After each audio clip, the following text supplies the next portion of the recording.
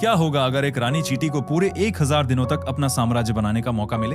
पहले दिन एक रानी चींटी को रेत से बने एक कृत्रिम गड्ढे में रखा गया, जहां उसे बिल्कुल शून्य से अपना नया साम्राज्य बनाना था। लेकिन इस गड्ढे के बाहर पहले से ही एक दुश्मन चींटियों की कॉलोनी मौजूद थी, जो किसी भी समय हमला कर सकती थी।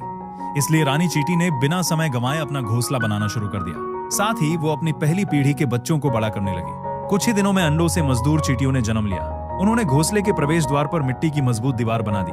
लेकिन सिर्फ प्रवेश द्वार को बंद करना काफी नहीं था, क्योंकि आने वाले युद्ध के लिए एक बड़ी सेना भी चाहिए थी। इसीलिए उन्हें बीज दिए गए मजदूर चींटियां बीजों को जमीन के नीचे ले गईं और उन्हें पीसकर चींटी की रोटी बनाई। यही भोजन लार्वा को खिलाया गया।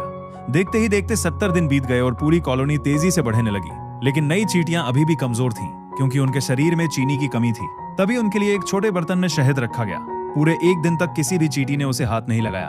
तभी एक जंगली चींटी शहद तक पहुंच गई और कुछ ही देर में पूरी दुश्मन कॉलोनी ने हमला कर दिया।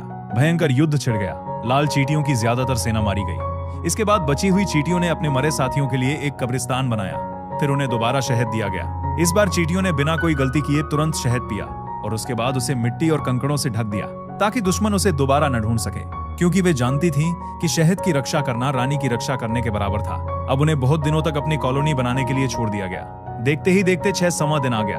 अब उनकी सेना पहले से कहीं ज्यादा मजबूत हो चुकी थी। उनकी ताकत परखने के लिए 100 फ्रूट फ्लाई छोड़ी गईं। चींटियों ने ज्यादातर का शिकार कर लिया, लेकिन कुछ बचकर जंगली कॉलोनी तक पहुंच गई।